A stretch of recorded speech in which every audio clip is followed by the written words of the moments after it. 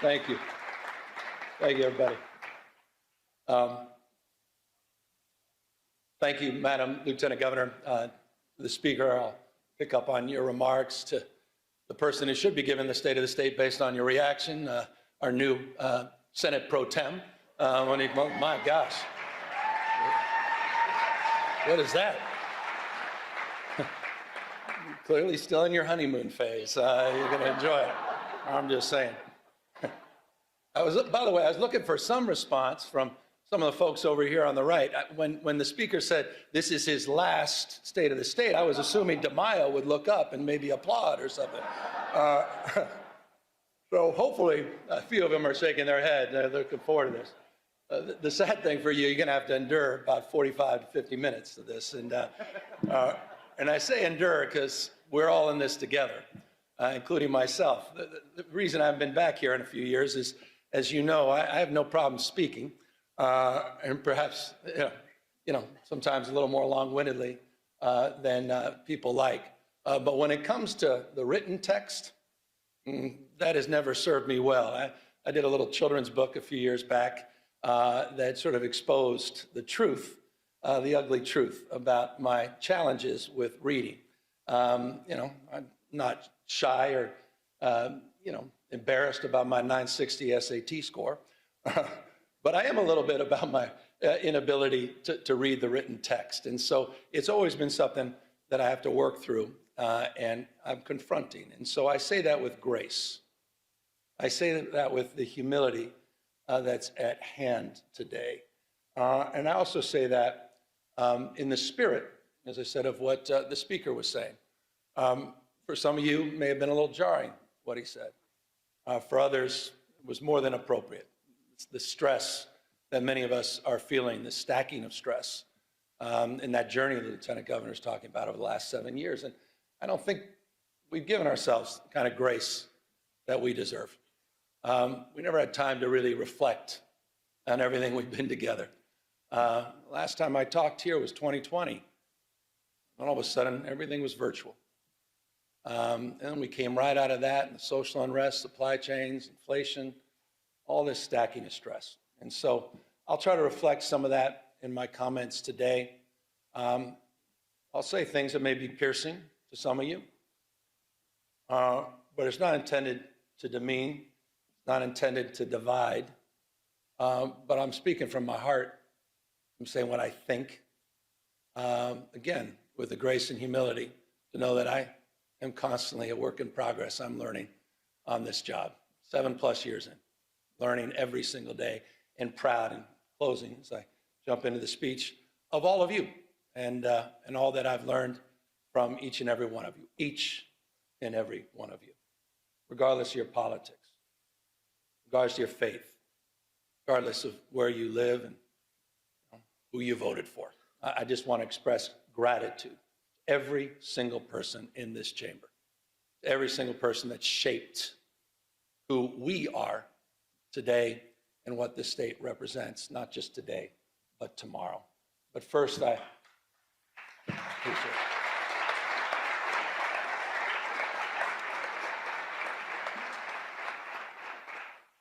Speaking of shaping things, I've been thinking a lot about, your final speech.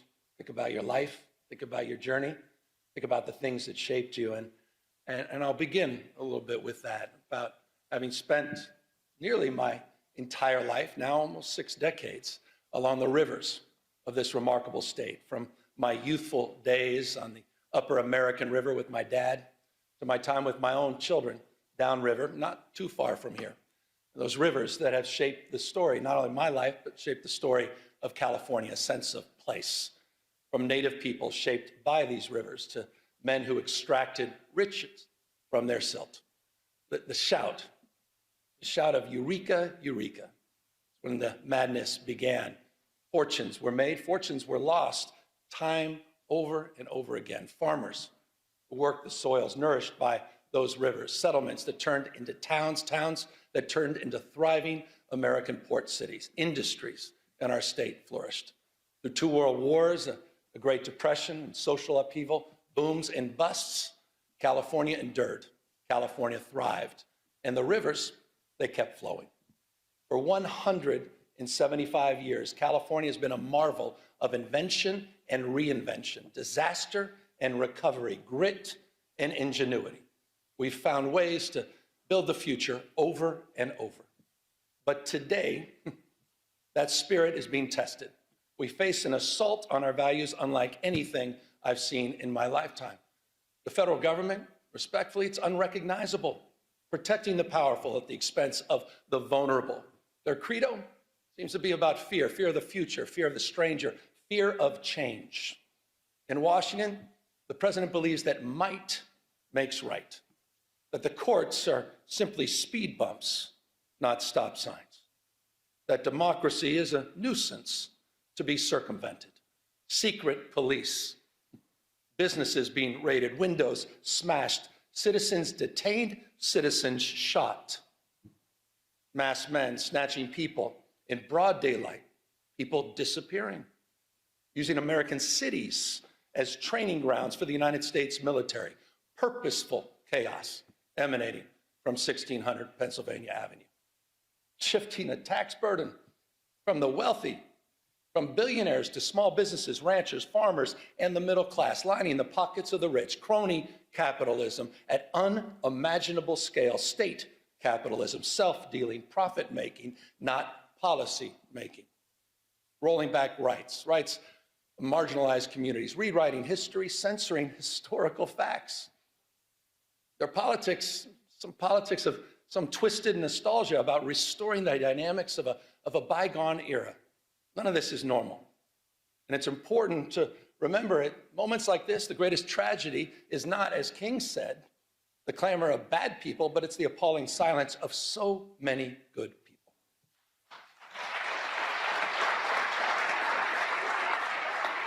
Not normal. But in California, we're not silent. You're not silent. You're not hunkering down. We're not retreating. We're a beacon. The state is providing a different narrative, an operational model, a policy blueprint for others to follow. This state, this people, this experiment in democracy belongs not to the past, but it belongs to the future. Expanding civil rights for all, opening doors for more people to pursue their dreams, dreams that are not exclusive, not to any one race, not to any one religion or class, standing up for traditional virtues, compassion, courage, and a commitment to something larger than our own self-interest, and asserting that no one, particularly the President of the United States, stands above the law.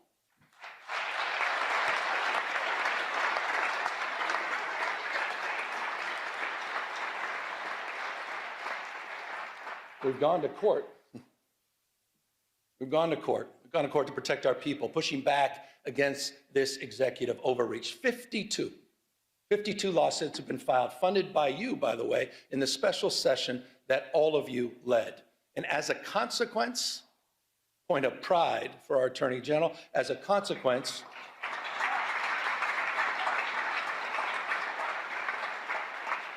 we preserved about $168 billion in illegally frozen federal resources that belong to our schools, that belong to our hospitals, that belong to our seniors, resources that belong to all the people of this great state. We have one request for emergency relief, and we have affirmed the Constitution of the United States as the supreme law of the land.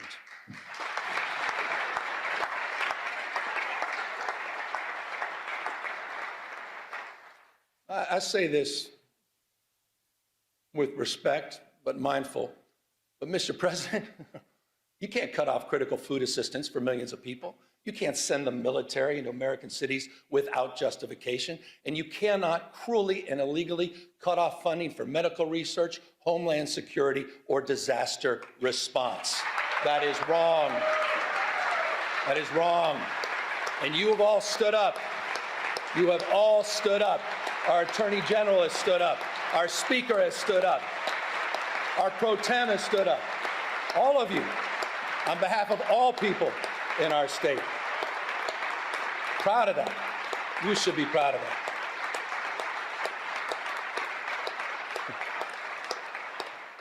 Well, I'm not naive, you know. If we're going to keep the faith of the California spirit, we got to do more than just resist what is wrong.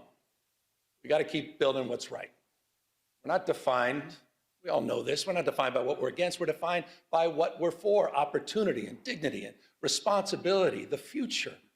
Every year, the declinists, you know who you are, the pundits and critics suffering from California derangement syndrome, look at this state to tear down, try to attack all our progress. But we know the truth. California's success is not by chance, it's by design. We've created the conditions where dreamers and doers and misfits and marvels with grit and ingenuity come to build the impossible. We became a destination for the world's first-round draft choices, the best and the brightest who come here from all over the world for riches and new beginnings.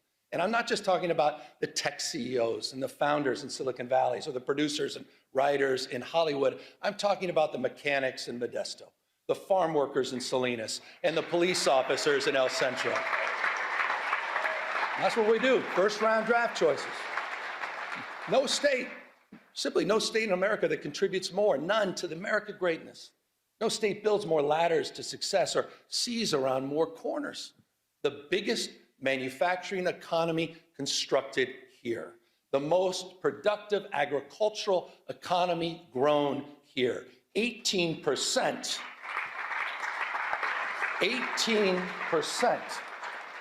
18% of the world's R&D invested right here in California. 1/2 of America's unicorn companies, those companies valued over $1 billion, a half, are in the great state of California. And get this, the happiest cities, right here in California, you know who you are. Fremont, San Jose, Irvine, San Francisco, and San Diego, consistently the most happiest places on earth. In your state, I think that matters. And it's interesting, isn't it? Those cities, they have so much in common, don't they? And that's proximity. The one thing they all have in common is proximity to the greatest research institutions in the world, the greatest system of public higher education anywhere in the world, this conveyor belt for talent. A proof point, you all know this, but I want to remind everybody, a proof point, just last year, the UCs, they added an additional 5 Nobel laureates to its roster, 1 out of every 3 laureates here in California. Come on. It's almost too much. I was reading this. I don't see this on some of the cable networks. 13,700 active patents in the UC system alone. That's more than any other system on the globe. We simply have no peers. And this, again, I said it earlier, it's not by chance, it's by design. You've created, you've nurtured these steps, big and small. They've emanated from these chambers. You have kept the state stable. You've kept it reliable because you've invested in the California dream. Just last year, building that framework, we worked together to unveil the first concrete economic development blueprint in California's history. It wasn't top down, it's bottom up. It's region by region. Some 10,000 people, remarkable number, participated in the development of this plan. We call it Jobs First. 13 economic and workforce development plans aligned to the universities, aligned to our trade schools. It's a plan that reconciles the macroeconomic story of the world's 4th largest economy, $4+ trillion a year, with the microeconomic reality of 40 million people living here. It's an economic plan that's nourishing.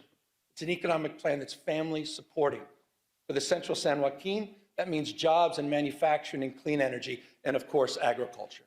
For the Redwood region, it's jobs in tourism and health and forestry and fisheries. For San Diego and Imperial counties, new jobs in high tech, biotech, advanced manufacturing and hospitality. For the Central Coast, new jobs in aerospace, defense, semiconductors, quantum, and ag tech. We're doing all of this in conjunction, by the way, with our wildly successful Cal Competes tax credit program that's helping businesses hire more Californians, expanding innovation all across our state. Proof points, aerospace engineering in Torrance, beneficient, hydrogen fuel cell manufacturing, in Lancaster, Fusion R&D in San Leandro. And in Kern County, this is interesting, in Kern County, Mojave, it's the first steel mill built in California in half a century. That's interesting. By the way, and I'm going to get to the budget in a second, but this is a little bit of a preview. By the way, I'll be requesting all of you, with your indulgence in tomorrow's budget, that we reauthorize.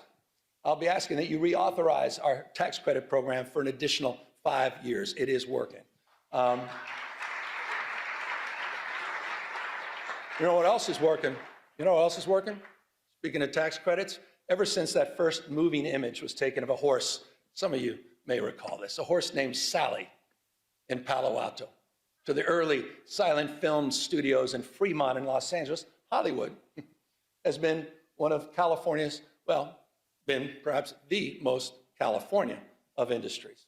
And that's why we're proud we worked together last year to double down on our film and tax credit program, to not only keep our iconic industry here, but all the unionized camera operators, stunt performers, wardrobe, and set designers. It's a point of pride, and that program is working and producing real results because of your leadership. But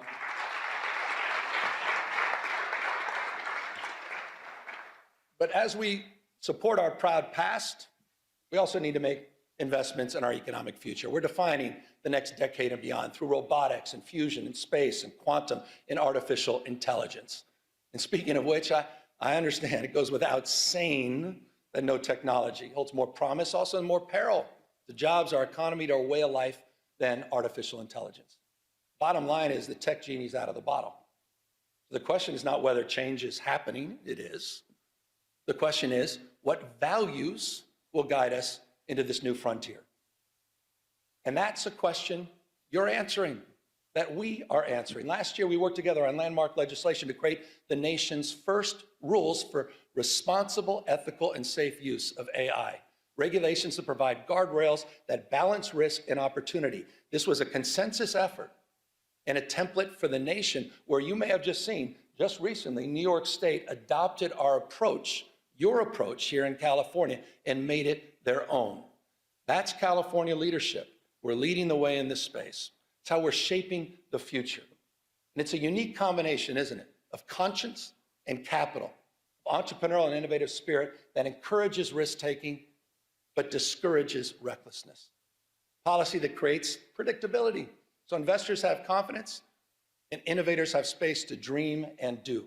Compare this, compare that to this carnival of chaos on the national stage. All these mini dramas that we have to deal with hour by hour, this sort of vapid day trading with real world consequences. No more striking than that big, beautiful bill. I want to remind everybody what it means to all of us here in California.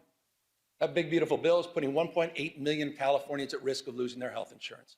2 million facing premium increases. 2 million. Cuts in food aid poised to impact some 375,000 Californians. And for what? For what? All to benefit the top 10% of this country. People already own 2/3. Top 10%, 2/3 of the household wealth. Plutarch, Brown quoted Cincinnatus in his last speech. I'll quote Plutarch. Said the imbalance, said this almost about 2,000 years ago. He warned the Athenians. Imbalance, 2,000 years ago. The imbalance between the rich and the poor is the oldest and most fatal ailment of all republics. Think about that. 2,000 years ago. It's just not sustainable. It's not. Understanding the lessons of the past, California, all of us, we've marched the beat of a different drum. We built one of the most progressive tax systems in the nation. One that asked high-income residents to pay a little bit more without punishing those that are making a little bit less. Think about this, and I hope folks over here think about this. There are 11 states in the United States of America that tax their middle wage earners more than the state of California. There are 16 states in the United States of America that tax their low wage earners more than California taxes its high-wage earners. So the question to all of you, who are the high-tax states? Just consider Texas. Just consider Florida, the two most regressive tax states in America. They're hammering their low-income earners. They're hammering them more than their wealthiest. Who are the high-tax states? California stands for fairness. And by the way, it's not just in our tax code and our tax policy in more ways than one. And that's why I was proud. I was proud to work with all of you last year, proud to work with the legislature to raise the minimum wage for fast food workers in this state to $20 an hour. And also, that's a point of pride. And how about those healthcare workers, the highest minimum wage in the United States of America, working with you at $25 an hour? But there's some of you probably thinking, oh, well, that's just too bad. We should be like Alabama, maybe South Carolina, maybe like Tennessee. 20 states now across this country that keep their minimum wage at $7.25 an hour. Come on. Hasn't been raised in nearly 2 decades, the federal minimum wage. Try to pay rent, try to raise a family, try to pay for an education on $7.25 an hour. Comes down to a simple question, doesn't it? Who do you stand for? Who do you stand for? Do you stand for the rich and the powerful, the most well-connected? Or do you stand for bus drivers and janitors? Do you stand there with special education teachers that are working overtime to support and raise their families? Who do you stand for? Who do you represent? It's reflected in our values. I mean it. We have to answer that question. The good news is you're answering that question. Point of pride.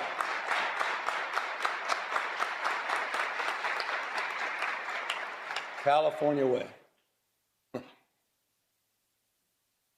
I mentioned special education. Let's talk about our educators. I'm proud to submit a budget, a little bit of budget speech now. I'm proud to submit a budget tomorrow that has the most significant investments in California's education history. That's a fact. That's happening tomorrow. But this may interest some folks, what I'm about to say. It will be a general fund budget of $248.3 billion. But this is interesting.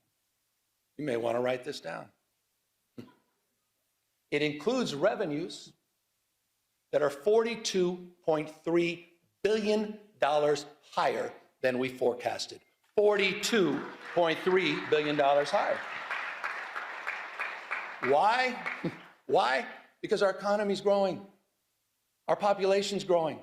Why? Because of the energy and daring of entrepreneurs that are growing and dominating in the industries of the future.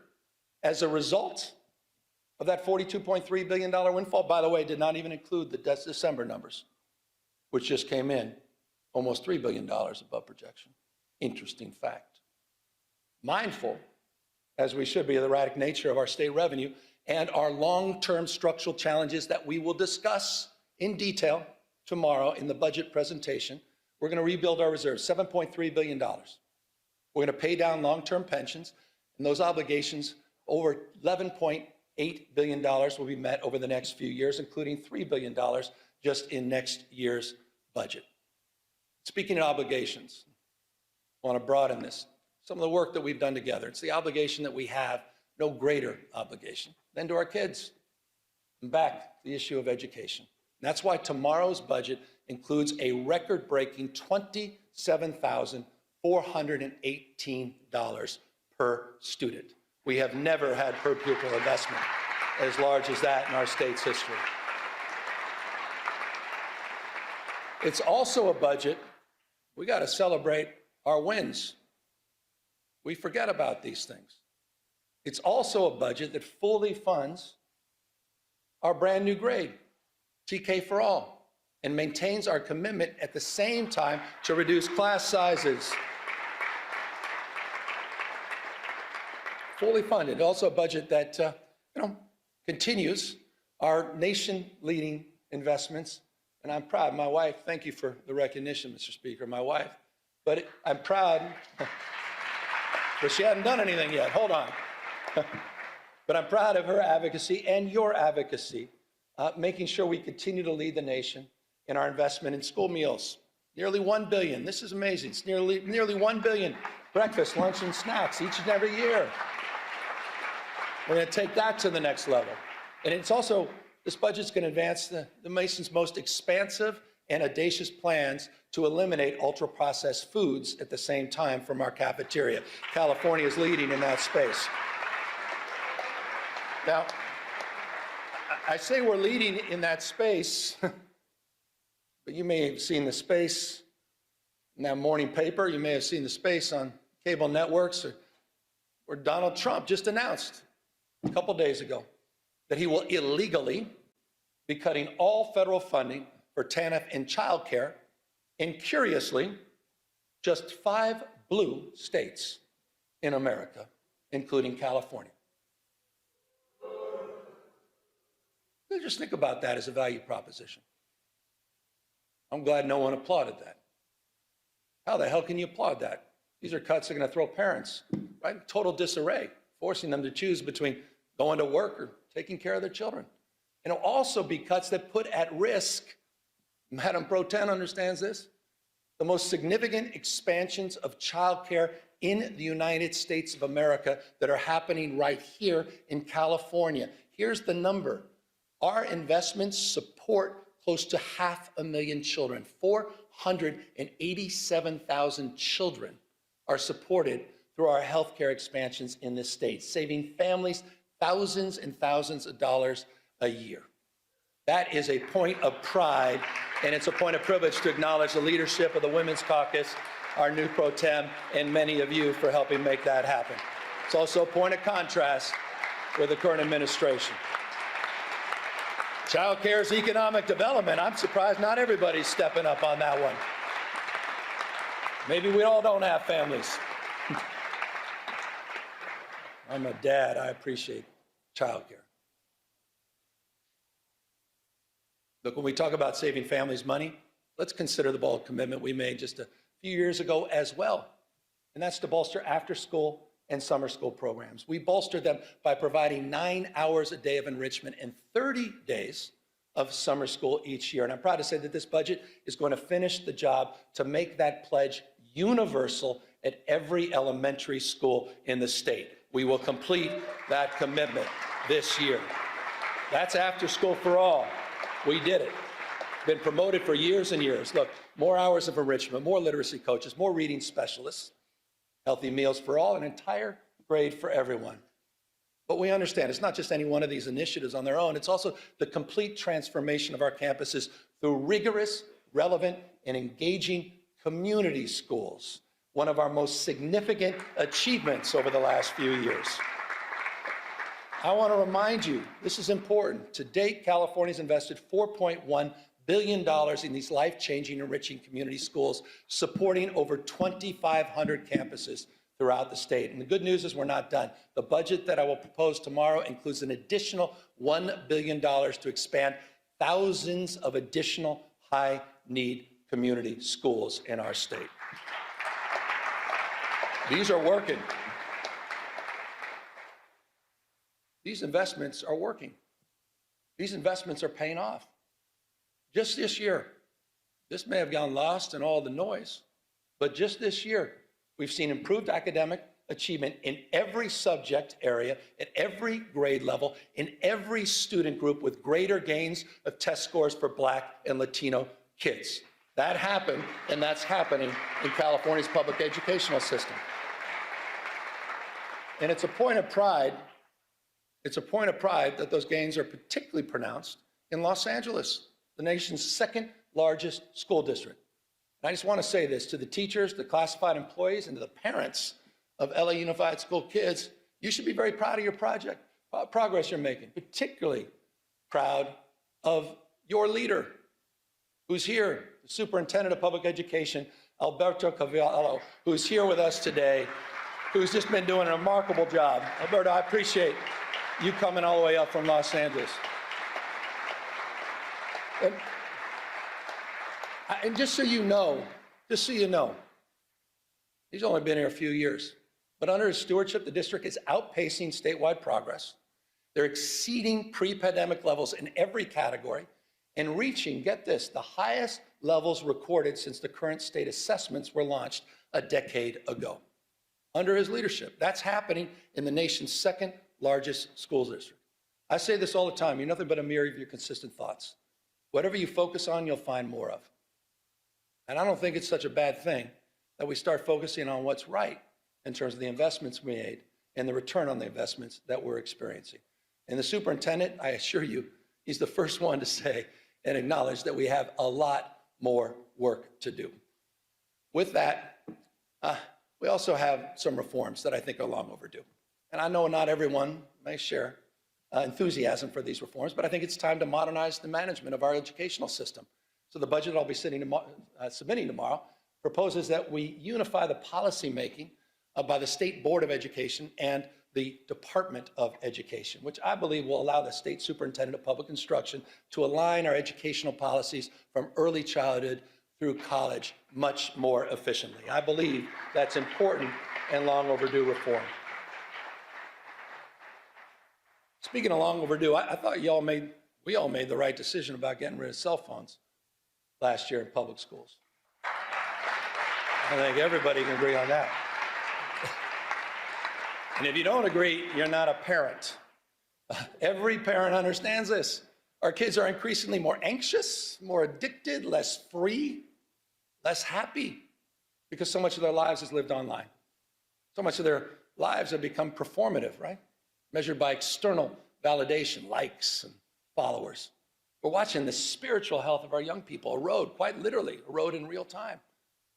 The vital conversation about what to do, that's played out here disproportionately in these chambers for well over the last decade. So I'm proud of all of you. I'm proud of California's leadership, leading the nation in kids' online safety, thanks to laws that you've passed, including many that I had the privilege of signing just last year on age verification, on chatbot safety, on parental controls. But recently, you saw the headlines. You may have reacted, some of you a little bit more than others, to some of those headlines in Australia. Started making you think, are we doing enough? Can we do more? And so the consequences of getting it wrong, you all understand, it's too apparent. Depression, social isolation, some cases, even marginal radicalization, if you think I'm overstating it. What's going on with our young men? What's going on with our boys? Not just online, but also offline. And forgive me for this. I paint a tougher picture, but I thought it was important. You walk into a morgue, you see 5 young people who may have taken their life by suicide. 4 are men. Boys are 14 times more likely to be incarcerated. Boys, 3 times more likely to die from an overdose, twice as likely to be homeless. 1 out of 7 men don't even have one friend. Half, this is interesting, may not be surprising to some of you, half of young men have not even asked a woman out on a date in person. Men are struggling, boys are struggling. The good news is we're responding in this state. I was proud to recently issue an executive order that, among other concrete actions, creates a new service challenge. We call it the Men's Service Challenge. We're calling on 10,000 young men to step up as tutors and mentors and coaches and leaders in their communities. I think that's important. We need more young men. By the way, I saw my wife. She was kind enough to stand up. This is not an ad. But about 20 years ago, she did a landmark film about the misrepresentation of women and girls called Misrepresentation. Oprah bought it. It was very well received. 2 years later, she followed up with a documentary most folks forgot about called The Mask You Live In, 2015, about masculinity and the crisis of masculinity. Not in a toxic sense, not in a pejorative sense, but what was happening with men and boys over a decade ago. This issue is a real issue, and it is not a zero-sum issue. This is not a zero-sum issue. We'll continue nation-leading efforts for women and girls, but we have to address this issue. And it's not, again, just addressing the issue through service that's targeted at boys. It's also service that extends through our larger Service Corps initiative in California. I think this is important. California Service Corps is now larger than the Peace Corps. No other state can lay claim to that. We have service matters, shared experiences matter. You want to deal with all this crisis and all this stress? Shared experiences. No one's asking who you voted for. No one asks you where you live. Shared experiences. And we have a College Corps program in this state you have funded. Thank you. The College Corps program, unlike anything else in the United States, over 3,500 students are earning up to $10,000 to reduce their cost of education. And what we ask for in return is 450 hours of service. Service. I'm a Sarge Shriver guy. Service, he said, is the heart and soul of what binds us together. Helping personal character, helping with friendships, as well as helping with careers. And on the career front, I also want to highlight something that you funded. I want to highlight the progress you've made. I want to thank you for the commitment. We created the state's first master plan for career education. It was a 3-year process. We just recently completed it. Creates these seamless, debt-free pathways from school to high-paying jobs with or without college experience. We're integrating new training, strengthening these regional partnerships, and building a new career digital passport so people can track their skills. We set a goal of 500,000 apprenticeships by 2029. Today, we have exceeded that goal. Over 600,000 earn and learn opportunities, more than any other place in the country, have been funded by all of you in this chambers. That is a big accomplishment. No other state can lay claim to that. Apprenticeships matter. And these are folks in the skilled trades, right? These are the electricians and the laborers and the carpenters. And by the way, they're already at work strengthening and building the physical foundations of our state. Right now, in the state of California, we are building more infrastructure projects than at any other time since Governor Pat Brown. That is a fact. It's a fact. And by the way, we've got a website called build.ca.gov. And you'll see when you go to that website, into your districts, into your community, you'll see the progress. $109 billion currently underway, more than 28,000 separate projects supporting over 200,000+ jobs to strengthen this state.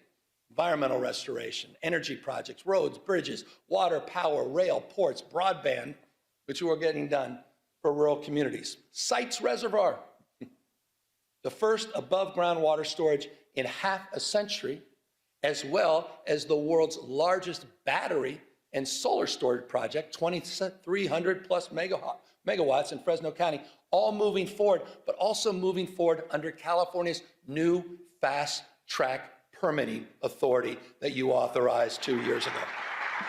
Getting it done and getting it done faster.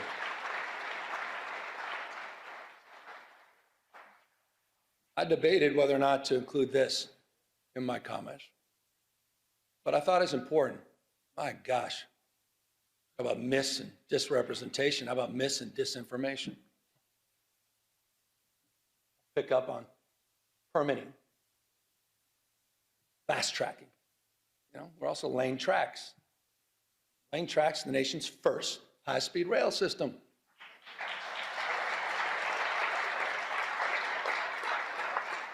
You want to do well in the future, you got to invest in the future.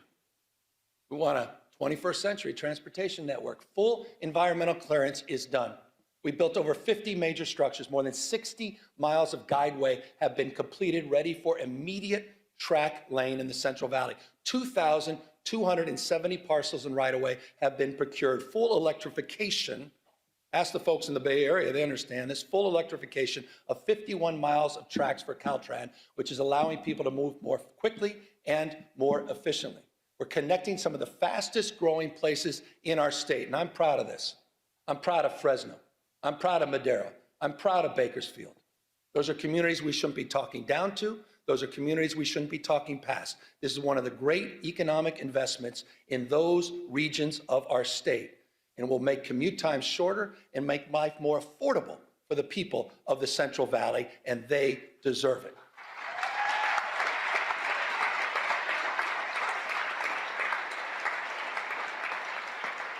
By the way, affordability, it's not a word we just discovered. Certainly not a hoax. So just briefly, here's the way we think about it. I think the way most of us think about it, it's not just one issue. It's a stacking of many, many issues on top of each other. But the one issue that impacts more things in more ways on more days, pretty self-evident, cost of housing. It's really California's original sin. For decades, it's true. For decades and decades, the California housing reforms have been sort of notable for delay, often even denial. That said, a few years back, we got to work. In 2019, we passed the strongest statewide renter protections in the United States of America. We did that together. In the past few years, we have enshrined the most consequential housing reforms in our state's history, just last year alone. And I'd have to name check about 20 of you. Scott Buffy among many, but I'd probably lead with those two. I was proud to sign 61 housing reform bills, clearing away regulatory thickets, forcing local governments, often resistance, to get in the game, and modernizing our environmental review. But we obviously have more work to do, and this year, I hope we can work together, legislature, to focus on the cost of construction, focusing on utilizing new building methods and new technology that are worker-centered reforms that must bring our brothers and sisters in labor along with us. We have that opportunity this year. Build on that. There's another area that also requires our I think, urgent attention, and that's the institutional investors that are snatching up homes by the hundreds and thousands at a time. These investors are crushing the dream of home ownership and forcing rents too damn high for everybody else. And I just humbly submit, I think it's shameful that we allow private equity firms in Manhattan to become some of the biggest landlords here in our cities in California. It's time to tackle that issue, and I look forward to working with all of you to address it. So in the next few weeks, I've heard from a number of you on this, and I think there's some bills in this space. I look forward to working with the legislature to combat this, at the end of the day, it's just monopoly, monopolistic behavior, and strengthen accountability, level the playing field for working families. And that's going to mean more oversight and enforcement, and it potentially is going to mean changing some of our state tax code to make all of this work. Look, Malia liked the word tax. Housing is just one component. Housing is one component on this stack of affordability challenges that we face. And that's why our stack of solutions has included more than tripling the earned income tax credit in this state and providing some $7.6 billion back into the pockets of people since 2019. We've created the Young Child Tax Credit, the Foster Youth Tax Credit, new programs that we created together. And I'll remind you, we increased paid sick leave and paid family leave, allowing eligible workers, this is important, just went into effect, to receive up to 90% of their wages while they're raising and supporting their families. Few states in America are doing that. Through all of these programs, through all of these targeted tax credits, these rebates and program expansions, the average California family now saves $18,000. Not insignificant, $18,000. But I also am mindful and recognize that the new cost of eggs is now your energy bill. The number one driver, by the way, number one driver of your increased energy bills over the last decade has been the cost of hardening our infrastructure and other wildfire-related costs. Respectfully, significantly, not exclusively driven by climate change. That's why I was proud to work with all of you to extend our nation-leading Cap and Invest program for another 2 decades. But when we did this, we were mindful of this crisis as it relates to utility bills. And we provided in that extension close to $60 billion in rebates for your monthly energy bills. This legislature did that. That is a meaningful accomplishment to address the issue of affordability. We also worked across our differences, finally, after years and years, to come up with a new energy market, a regional energy market that will also increase reliability at the same time it lowers energy bills. By the way, one of the things that's not high, interestingly, unsurprisingly in California, is our uninsured rate. 6.4%, it's among the nation's lowest. In addition to our healthcare expansion, no other state has done more in that space. We also subsidize some 370,000 people to help bring down the cost of their health insurance through Covered California. But respectfully, it's not good enough just to subsidize healthcare costs. We need to lower them fundamentally. And we're doing just that. Working together through our CalRx program, we launched our own generic drug label. Just last week, we released and launched a insulin pen at just $11. No other state can lay claim to that. It is now available to Californians. By the way, it's just like we did with naloxone last year and other life-saving drugs. So it's in that spirit that we focused on reforms, including in our mental health and homeless space. And I want to just acknowledge, when I got here, we had no homeless plan, we had no housing plan, we had no mental health plan, there's no accountability, there was little investment. Not a knock, it just wasn't the focus, the priority of Sacramento. It was the responsibility of cities and counties. I know this intimately as a former mayor. When I was mayor, I never thought about calling Arnold Schwarzenegger and say, what the hell are you doing on homelessness? Wasn't even in my consciousness.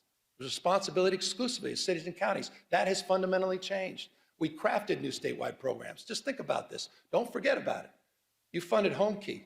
You funded Project Room Key, that together have taken, quite literally, PolitiFact this, 72,000 people off the streets by converting hotels and motels and other properties into long-term housing. And by the way, we're seeing results.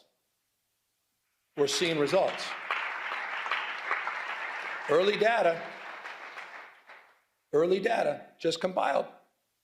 You may have seen this. We just released it. Early data shows, and this is the important number, unsheltered homeless,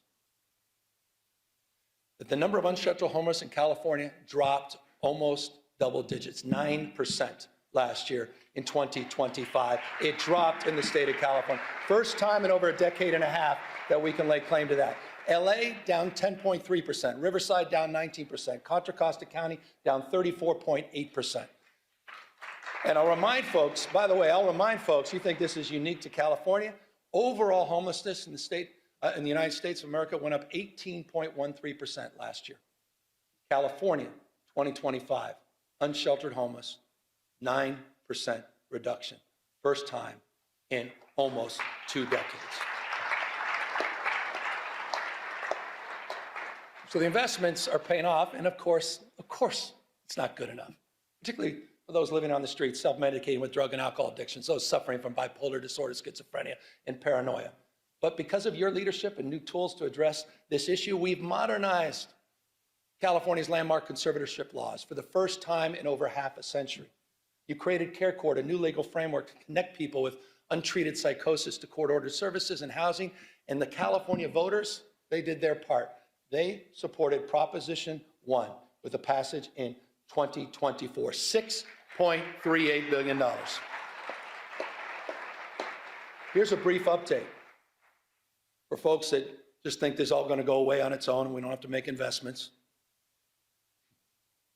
In just 18 months since the voters approved that program, we've already approved 70% of the new treatment beds and slots that were promised under Prop 1. It's the fastest distribution of bond money in California's history.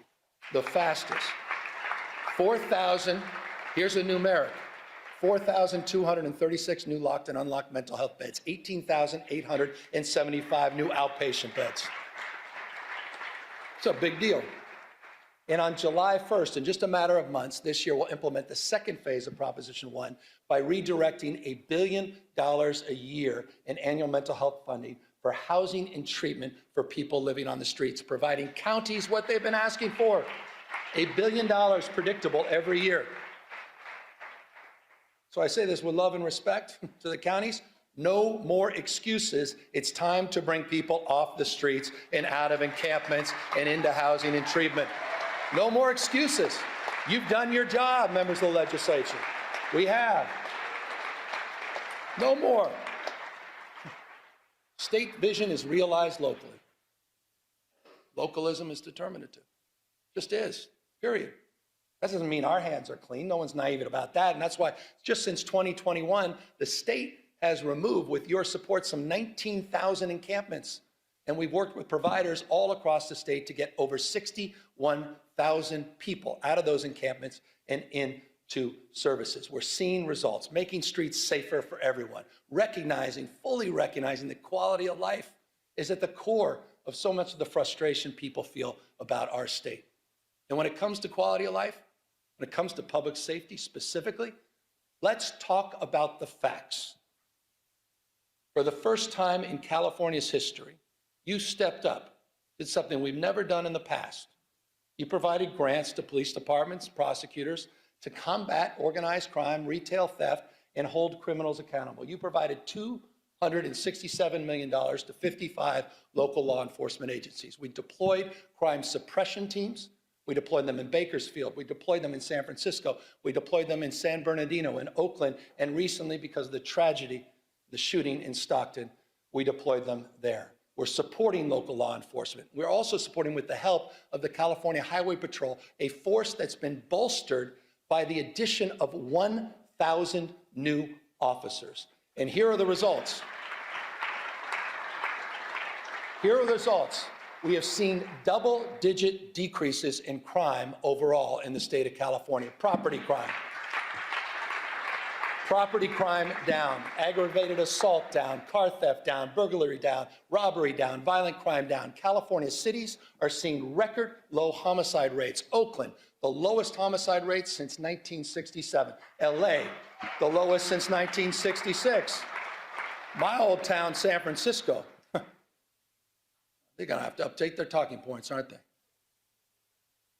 My old town, San Francisco, the lowest homicide rate since 1954. 1954. Okay. Again, we got more work to do, but to those with that California derangement syndrome, I'll repeat, it's time to update your talking points.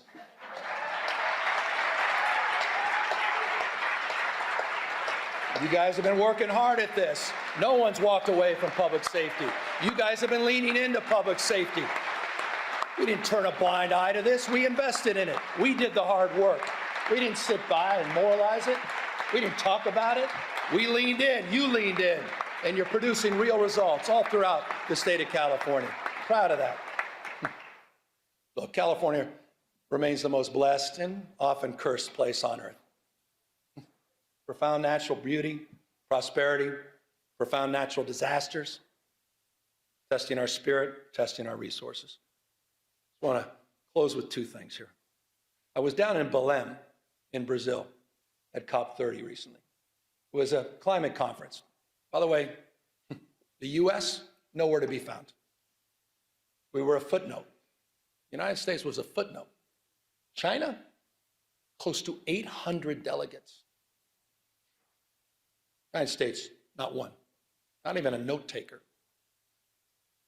I want to remind everybody, China today manufactures industrial policy, manufactures 70% of the world's electric vehicles.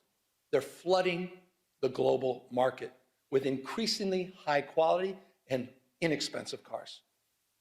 And I just want to say this clearly, so it explains a little bit about our rationale. This is not about green power. This is about economic power.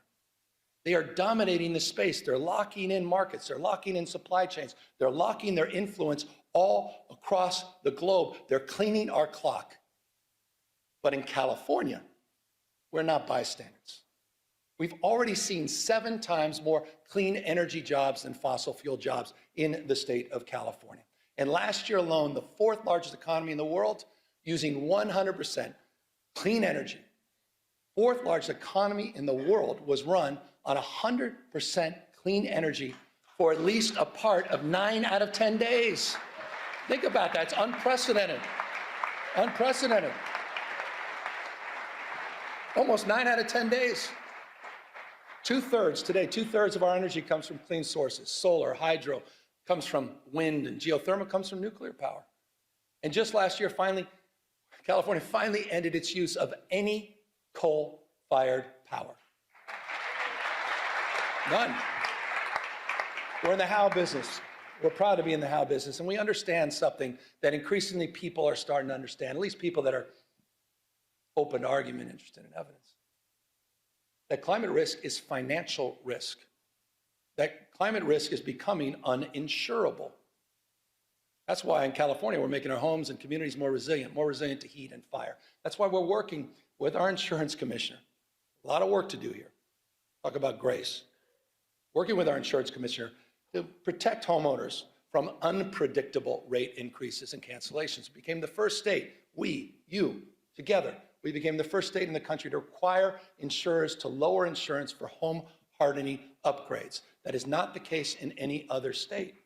And in the last few months, this is important, in the last few months, 6 insurance companies announced their commitment to remain in or expand coverage here in California. Again, a lot more work to do.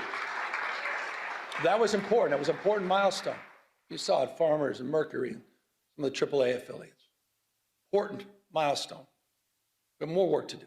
Fully implement the commitments we laid out in the sustainable insurance strategy, and more work to do to hold insurance companies accountable for meeting their obligation to insure in high-risk areas throughout the state of California.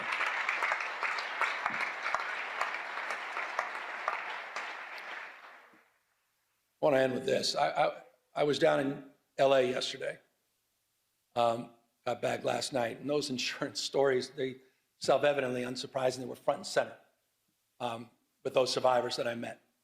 And let me remind everybody, I think it's important. I want to remind everybody what happened a year ago. Put it in perspective. Between January 7th and January 22nd, 48,000 acres burned, the size of 3 Manhattans. 3. Communities torn asunder, Palisades, Altadena, Malibu, Pasadena's. Fires took the lives of 31 people. 31. Destroyed 16,000 structures.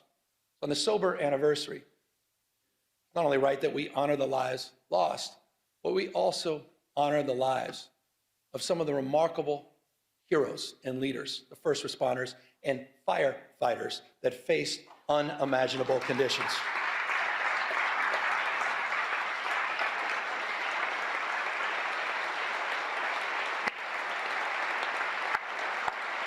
Some of you were there. You saw it.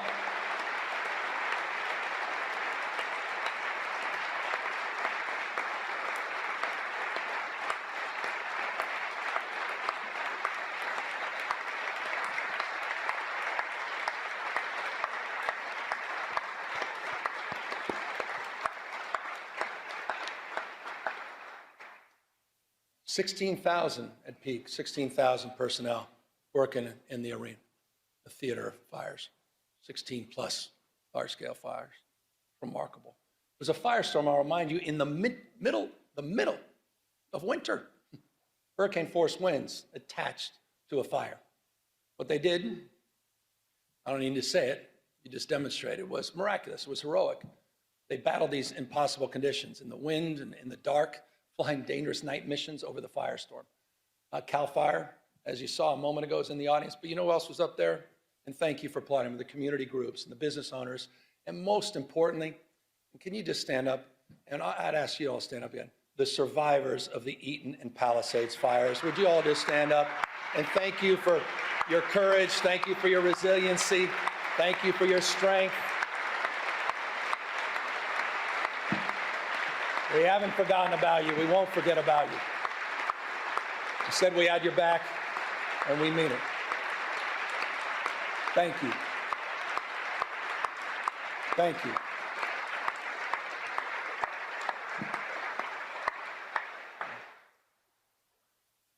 It's always difficult sometimes to talk about this because we were in roundtables, Jen, members of my administration yesterday talking to survivors, and it's cold comfort when you say we have the fastest debris removal in U.S. history, which is true. Fact. We provided mortgage relief. You provided $2.5 billion of grants and funding. I've signed 27 executive orders. You've passed dozens and dozens of bills to reduce and remove, reduce time, reduce red tape to allow survivors to rebuild much more quickly. And it is true, at this time, 14,000 structures in the Paradise fire, there were only 385 permits, 16,000 structures, we've over 2,500 permits in LA, but it doesn't mean anything if you're not one of the beneficiaries of that. And so we recognize that it's not good enough, and it's not nearly good enough. And that's why we need to do more to turbocharge the efforts to rebuild these communities. And that's why I'll be asking you, and it's in the budget we'll provide tomorrow, to focus on a new rebuilding fund that will help close the gap. This is the biggest challenge, close the gap between insurance payouts and the cost of rebuilding. This will help get survivors back in their homes much, much faster. But I'd be remiss. Contrast these efforts with the President of the United States. Been a year.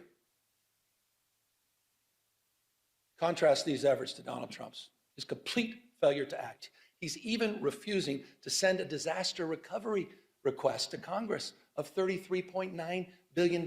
By the way, that request supported by every member of the California delegation, every Democrat, every Republican. We lost someone I thought was a wonderful human being, Doug LaMalfa. I was engaging with him on water policy just last week. Doug had our back. Doug was there in the first round. Doug met with us. Doug said, we don't play politics with this. It's time for the President of the United States to act like the President of the United States, all the United States of America, to fulfill his promises that he made, to deliver for the people of Los Angeles. It's time for the President of the United States to do his job, not turn his back on Americans that happen to live in the great state of California. He was there. We were there for you in Paradise.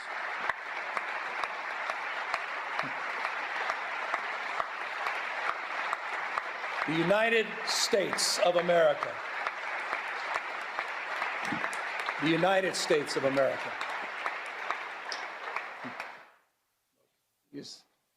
No doubt these are challenging times. It's not just because of the fires, not just because you get to the federalization of the National Guard or the assault on our democratic norms and institutions. And yet, I think it was one of our finest.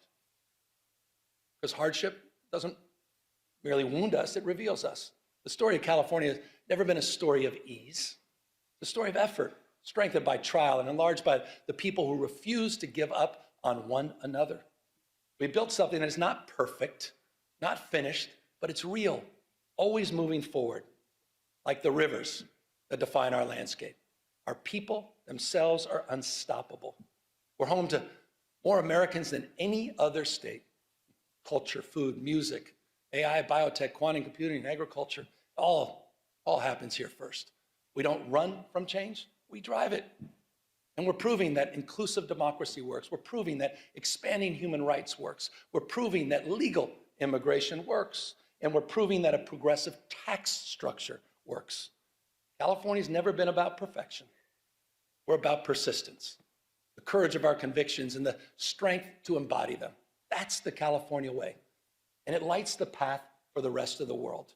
The work we do, the work you do, building a California where every person can see themselves is never ending. And so we continue on. Because years from now, we can tell our children we did not settle for the world as it was. We can say with pride, we built something worthy of them. We built the future. Thank you all very, very much. Thank you to this legislature for your remarkable leadership. Thank you. Good morning. I'm California Senate Minority Leader Brian Jones here with the Senate Republican response to Governor Newsom's State of the State. As we all just witnessed, Governor Newsom's airbrushed spin job of a State of the State address sounds great if you aren't paying attention. But I'm here to talk plainly about the real situation on the ground here in California, how we got here, and how we can get through it and fix California. To cut through the campaign stump speech he just delivered, he's working hard to pull the wool over the eyes of the nation and convince us his unequivocal failure as a governor somehow makes him qualified to be our president. Here's what's really going on here in California. The state of this state is, in fact, a failed one, but it can be saved. It is the single most expensive place to live in America. Gas, groceries, utilities, you name it. And working California families just cannot keep up. Our schools are broken. In English, in math, and in science, more than half of California students do not meet basic standards. They aren't ready for college, they aren't ready for the workforce, and they are not getting the education they so desperately need and are so definitely entitled to. Our schools have failed them, full stop. Our government, under the one-party rule that defines the Newsom era, has not only failed to correct course, it is the very policies championed by this governor that have created this horrible situation. We must see investment dollars actually reach the classroom, not just line the pockets of union bosses and bloated administrator salaries. We must ensure student success through teacher accountability, and we must move away from schools as indoctrination centers and afford parents the peace of mind that their children are getting a first-rate education they deserve. In public safety, too, we must get back to basics and make crime illegal again. Feel-good criminal justice policies that serve criminals and bring no justice to victims should be abolished. This isn't complicated unless we make it so. And boy, this governor has done that. Rejecting the desperate calls of Californians from across the political and social economic spectrum, Newsom has spent years protecting lawlessness and criminals. To hell with the law-abiding. Take a walk downtown in Gavin Newsom's California, and you'll see businesses boarded, homeless defecating and getting high in plain sight, and drug dealers operating with impunity in the heart of once vibrant communities. Communities now robbed of the opportunity, joy, and beauty that once defined them just a generation ago. A generation before Newsom and the mainstream left in California became indistinguishable from the fringe. Gaslight Gavin would have you believe he's made historic improvements to the quality of your life since taking office 7 years ago. Don't believe your lying eyes, he says. Believe him and his ministry of spin masters and script doctors. He distorts the data and spreads misinformation to have you believe things are better now. But look through the smoke and mirrors, ignore the sleight of hand, and cut through the campaign rhetoric. Look around your own life. Look at your utility bill. Look at your grocery costs. Look at your community, your safety, your opportunity. Look at the cost and quality of your life here in California and ask yourself if they match up.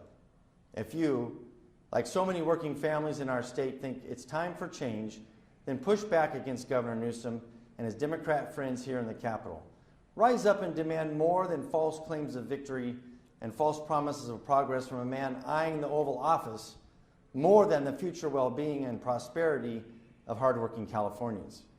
Rise up and demand affordability. Demand safety in your community. Demand schools that work for your kids. Demand a government and governor that puts your needs ahead of his own. Rise up and say no to more taxes. Say no to rich politicians spending more of your money while you're left with less and less. Rise up and stand with California Republicans and help us fix California. Thank you for this opportunity this morning to speak to you directly from the Capitol. And now I would like to introduce my very good friend and colleague from the Assembly, Assemblyman James Gallagher.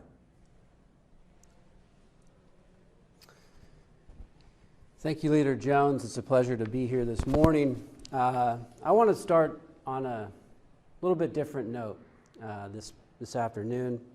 We just heard from Gavin Newsom in his State of the State, and it's more of the same. More of the same partisan back and forth and problems not getting solved. I believe it's time for a third-way politics here in California. A third-way politics of Republicans and Democrats coming together to actually solve the problems facing this state. It's a kind of politics that a man I very much admire and just passed this week, Doug LaMalfa, exemplified as a congressman from California. Doug believed very strongly in this state, and loved his country, his community, and he would work with anybody to solve the problems facing his district and the state of California.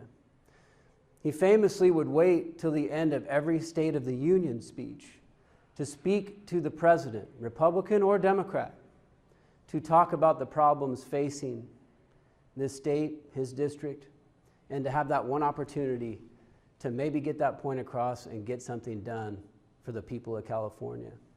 That was the example of Doug LaMalfa, not the example that Gavin Newsom just tried to make, using partisan vitriol.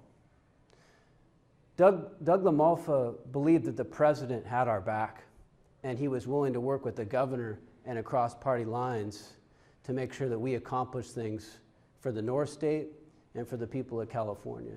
That's what we need. Over these past few weeks, I've had some really good conversations, actually with Democrats. Mayor Matt Mahan on a better path forward to homelessness policy in this state.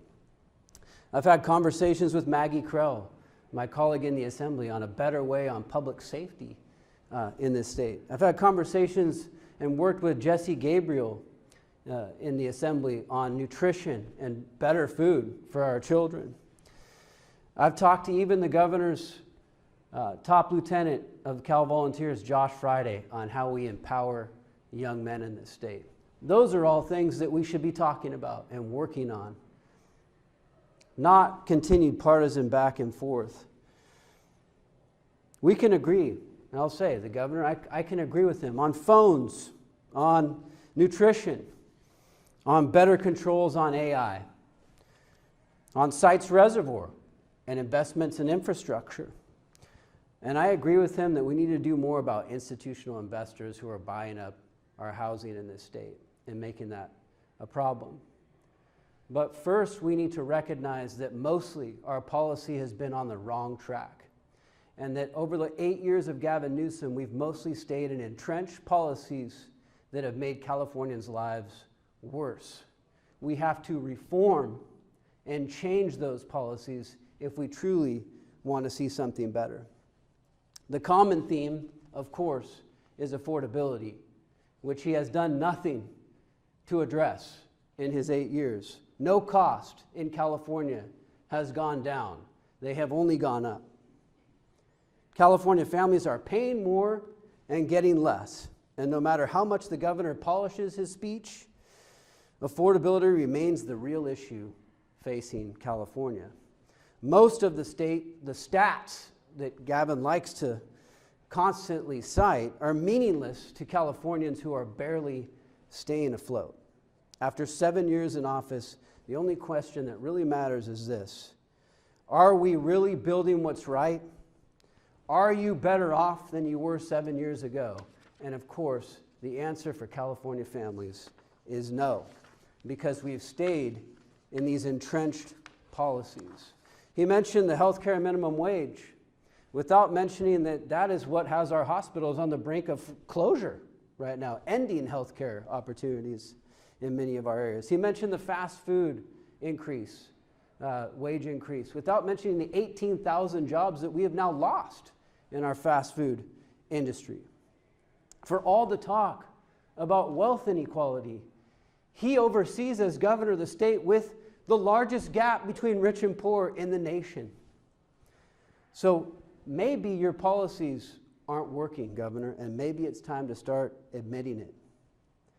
Education is not just about money. more money spent on education that is not getting the job done and has our kids near last in the nation doesn't mean that you've established progress.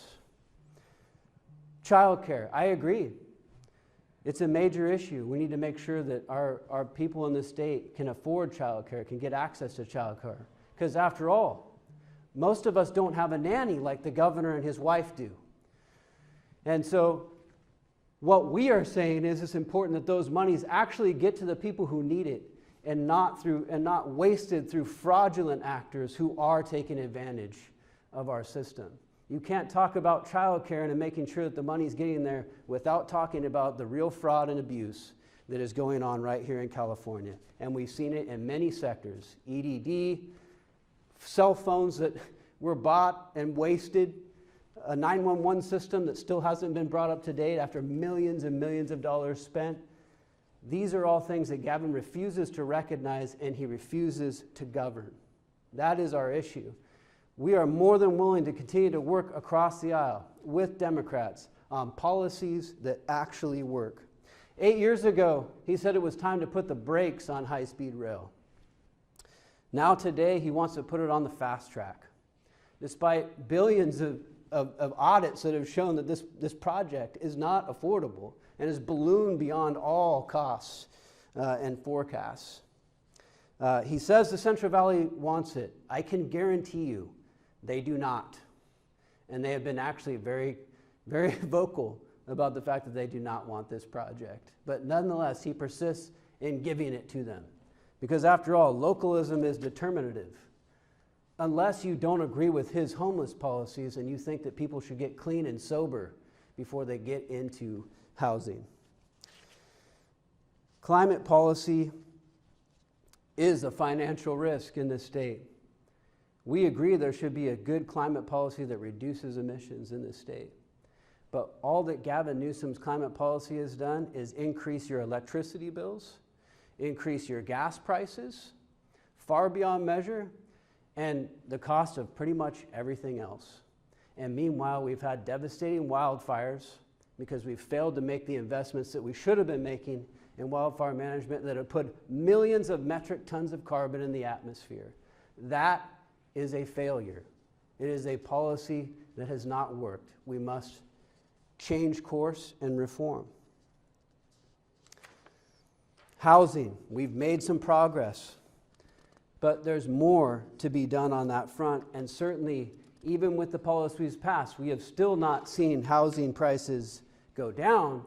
In fact, in California, they've jumped 75% since 2020, far faster than wages have grown, of course, even with these minimum wage increases. The barrier means that the goal of home ownership is no longer reachable for young families and first-time home buyers. Our government, under the one-party rule that defines the Newsom area, the partisan vitriol, the fighting President Trump all the time without actually getting results on issues, is the very policies that are hurting Californians today. We must invest dollars that actually reach the classroom, not just line the pockets of union bosses and bloated administrator salaries. We need reforms that actually make sure our kids are performing and they're reaching their dreams. And let me say this about young men, because I think this is a goal that we both share, the governor and I. But if you want young men to become successful, you have to teach them to actually be men and not to persist in woke liberal nonsense that the governor has championed. Governor, if you're lamenting that men can't ask women on a date, it's because you told them that that's harassment and that that's toxic masculinity. We do need to be investing in our young men, and we need to raise them to be protectors and providers. And I am absolutely ready for that mission. But I don't think that Gavin Newsom, in all of these areas, is going to be the person who will lead us to that third way of politics. It's going to be a new generation of leaders, Republicans and Democrats in California, coming together, tackling these very real problems and finding real solutions, and not persisting in the same policies that have made us the most expensive state, that have made us number one in poverty, that have made us near the top in unemployment, and that, yes, we have many great industries, agriculture, manufacturing, that were number one long before Gavin Newsom ever took office here, but right now are teetering because of the policies that have been enacted in this state.